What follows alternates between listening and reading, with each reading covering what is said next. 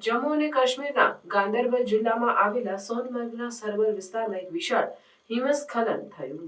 આ ઘટનાનો વિડીયો કેમેરામાં કેદ થયો છે, જેમાં હિમસ્ખલનનું દ્રશ્ય સ્પષ્ટ રીતે જોવા મળે છે. સદભાગ્યે આ હિમસ્ખલનના કોઈ જાનહાનિ અથવા સંપત્તિનું નુકસાન થયું નથી. હિમસ્ખલનનો સામાન્ય રીતે તાજેતરના હિમવર્ષા બાદ થાય છે, જ્યારે નવો હિમસ્તર જૂના હિમસ્તર પર જમાવવાથી સ્થિરતા ઘટે છે.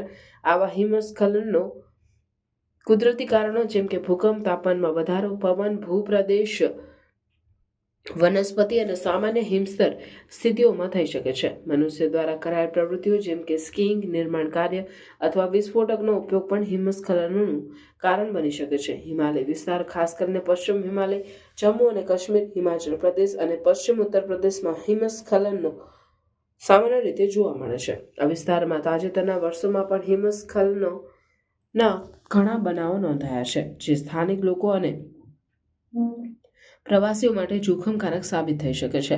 સોનમર્ગ, જેનો અર્થ સોનાનું મેદાન છે, જમ્મુ અને કાશ્મીરના ગાંદરબલ જિલ્લામાં આવેલું એક સુંદર હિલ સ્ટેશન છે. આ સ્થળ તેના હિમનદીઓ, અલ્પાઇન મેદાનો અને ટ્રેકિંગ માર્ગો માટે પ્રસિદ્ધ છે, જે પ્રવાસીઓ અને સાહસિકો માટે આકર્ષણનું કેન્દ્ર છે. હિમસ્ખલનોના જોખમને ધ્યાનમાં રાખીને પ્રવાસીઓએ સાવધાન રહેવું અને સ્થાનિક સત્તાવાળાઓ દ્વારા આપવામાં આવેલા સૂચનોનું પાલન કરવું જરૂરી છે.